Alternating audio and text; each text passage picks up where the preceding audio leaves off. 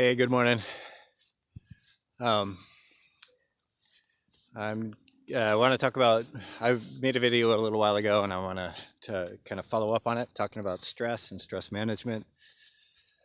Um, I just I came out to the beach this morning. I worked an overnight shift last night. I work in healthcare field, and um, yeah, so I'm still working. And then I went and picked up my check, and now I'm coming out to the beach. Just want you guys to know that I'm not cheating. Um, okay. So stress. The last time I made a video, I was talking about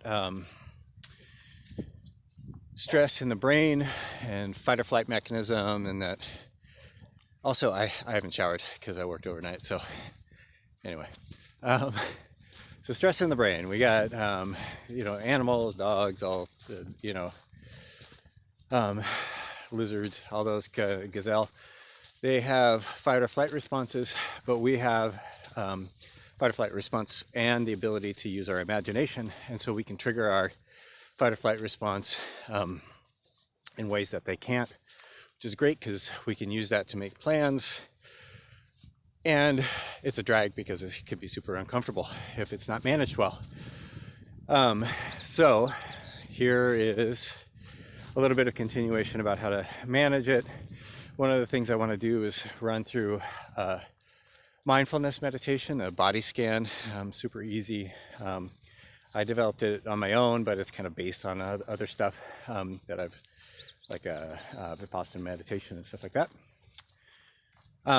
Isn't it gorgeous out here? This is the beach in Northern California, Arcata, just outside of Arcata. Okay.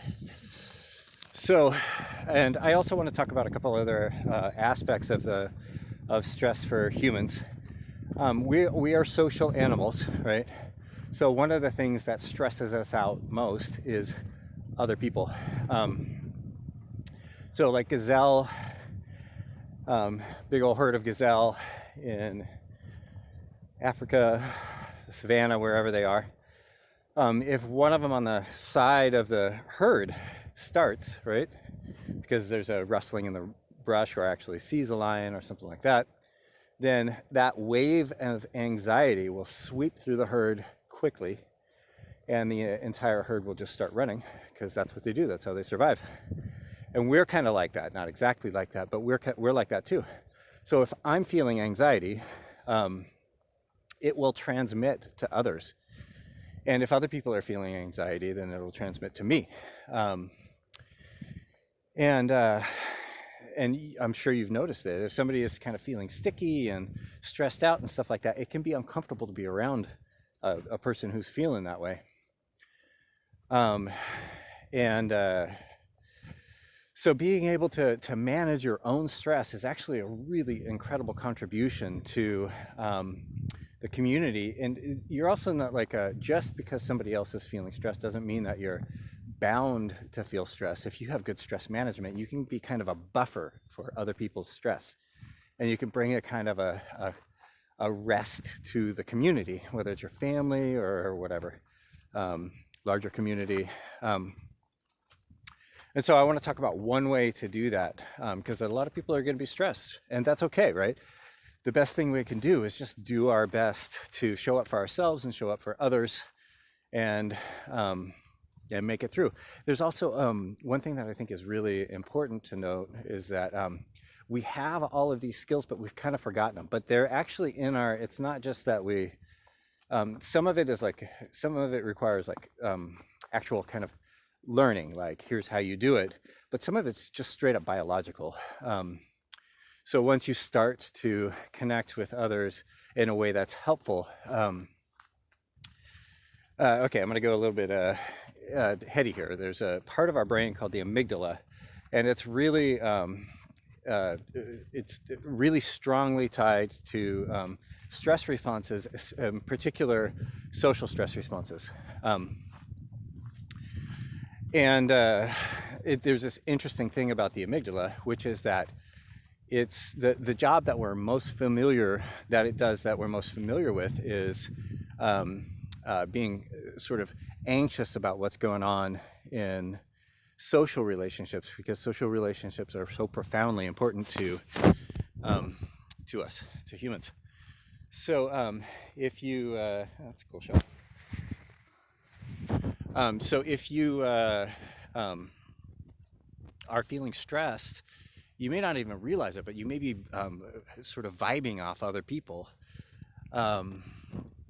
You hear things like "no bad vibes, man." You know, like there's if you start looking at this sort of like looking at this with a kind of an awareness, you see that it's kind of everywhere, right? People who are having stress responses, social stress responses, they can get kind of socially outcast, or they can be kind of downgraded in status and stuff like that. I don't want to go too deeply into that, but it is really interesting and really important to how we get along. Okay. So the other job of the amygdala is when a person feels safe, when they're in a community where they feel like they can really express themselves, then the amygdala does this switch. And instead of searching for danger, social danger, it hypertracks social cohesiveness. So there are studies done about like effective teams, right? This could be a family, for sure. And the primary characteristic of an effective team is whether or not everybody in the team feels like they can be heard. That's because what happens is that the amygdala does that switch. It switches over to tracking what's going on with the community and jiving into it, and actually going into a state of group flow. Now, if you belong to a family, you may have run into that. You may have had just this day where everybody is just alive and together, and that's what it is. Super important and super, it's like some of the best stuff in life, really. Okay, so there's that. I'm making it to the beach now, and I want to do this meditation. I'm at 7 minutes right now. I'm trying to keep it to 10-ish because just so that people don't get tired of watching the video, I guess. Okay, so this is a very simple meditation. It's based in I developed it through Vipassana meditation. I did a 10-day silent. Hey, what's up, dude? This is the dog that I said hi to. You want to say hi?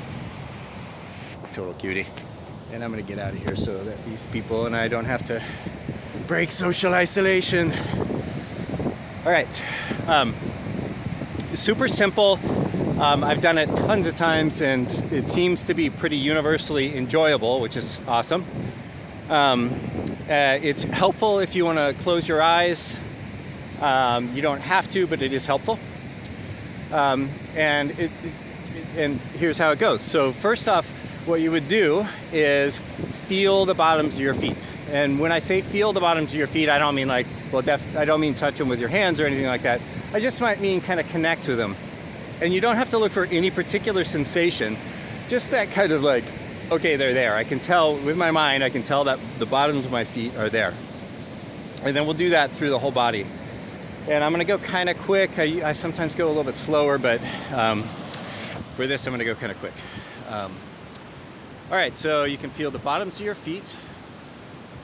I'm gonna close my eyes and probably do that, but hopefully not. You can feel the bottoms of your feet. Feel the tops of your feet. Tops of your toes. Feel your ankles. Your heels. Your Achilles tendon. Travel up from your Achilles tendon to the backs of your knees. Feel your calves, all your calves. And then your shins. The fronts of your knees. The backs of your knees. The backs of your thighs. The insides of your thighs. Fronts of your thighs. Outside of your thighs. Your hips. Your butt. Your pelvis. Your lower stomach and belly button area. the small of your back. You feel the middle of your back and that whole area there. You can feel and now as you go to your solar plexus, from the middle of your back, travel through your body this time.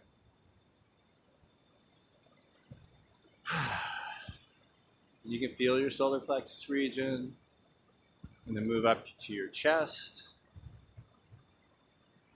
Move through your body to your upper back, not your shoulders yet, but your upper back, shoulder blades and stuff like that.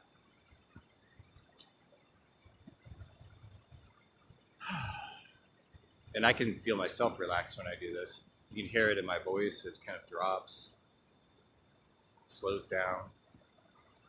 And move up to your shoulders. And you can take a deep breath. And just relax your shoulders, relax your whole body as you let that breath out.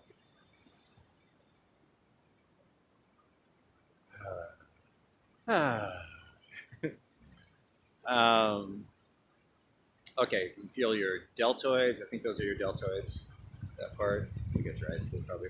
You can feel your upper arms outside and inside. Son of a bitch. I just realized that I have... Oh no, it should work. Okay, I wonder if I can cut out the... Anyway, okay. Sorry for the distraction. I was forgetting about these, but this should be working, hopefully. Yeah, maybe not. Maybe I'll have to do this again.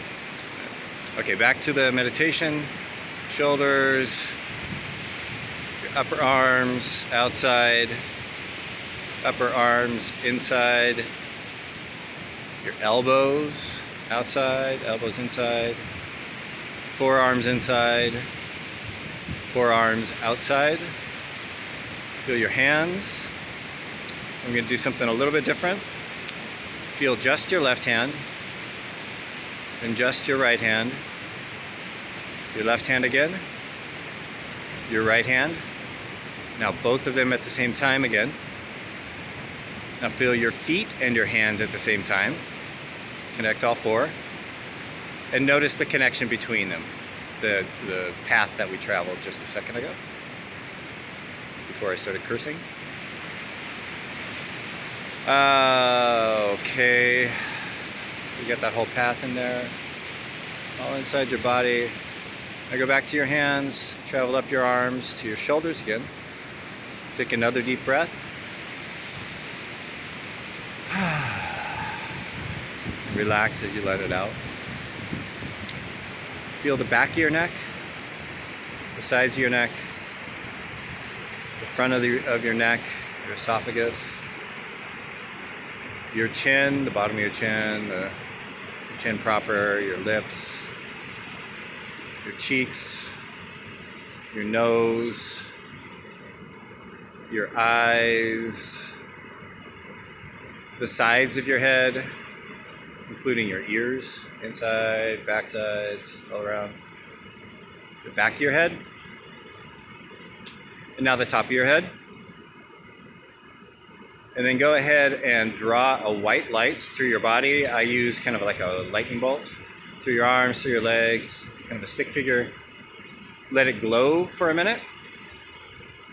See it kind of glowing through your body. Now just erase it and just see inside your body. You can see inside your chest cavity, inside your stomach, inside your pelvis, inside your thighs, your calves, your feet, travel all the way back up. In your arms, your neck, inside your skull, your cranium. Okay, so now from there, it's helpful to do this with your eyes closed.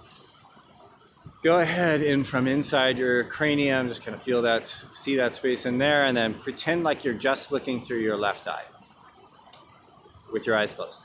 Now pretend like you're just looking through your right eye.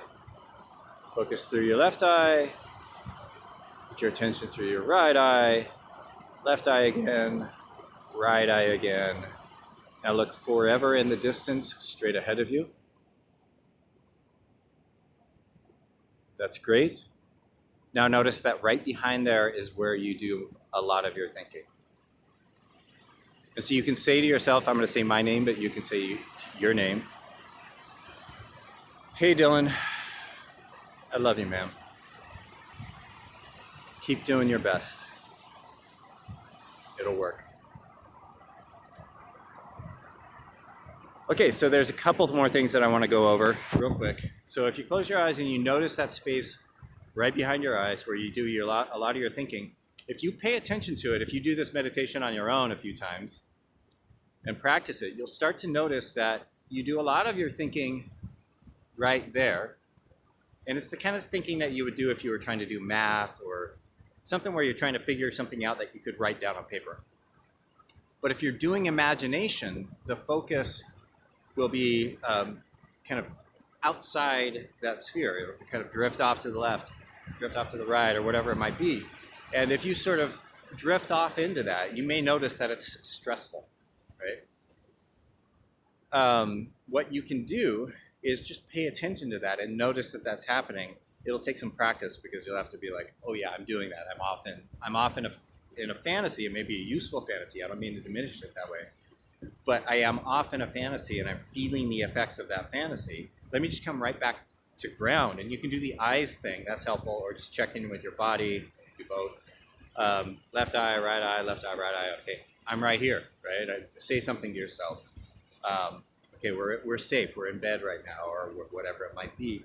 Whatever is appropriate to you. Be gentle with yourself, right? I'm going to talk more about that probably in the next video, how to be gentle with yourself without, forgive the language, I've already cussed, without bullshitting yourself. You want to be gentle with yourself, but you also have to be really honest with yourself. Otherwise, you'll know that you're not being honest with yourself. And from that place, you can really develop a sense of effective thinking in times of stress.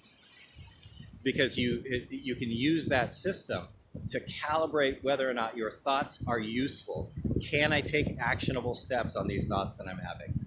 Can I make good plans with them? Or are they just blown out of the water and they're really just kind of fantasy, and they're fantasies that are, maybe might be coming true, but they certainly aren't the only thing that's possible. And maybe I could steer in some direction that isn't this sort of catastrophe thinking is, or catastrophizing is what they call it in DBT and CBT. Just as a hint, catastrophizing is always bad thinking. And the reason that it's always bad thinking is because there is always some positive step you can take, even if it's just coming to love yourself.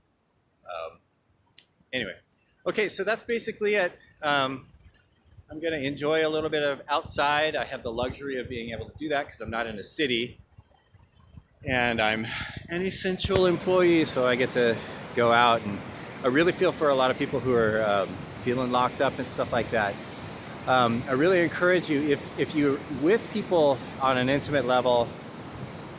Oh, dude, I'm up almost 20 minutes. Oh. If you're with people on a like if you're indoors with your family, there's some techniques that you can use to really feel that amygdala switch over to something where you're really bonding on a deep level, and it feels incredibly good. You probably know what it feels like, but ways to sort of trigger that in a more systematic and science-based way. Okay, I guess I should just stop here. I love you guys. Be strong. We need strength right now, and you have strength in you, and you're awesome.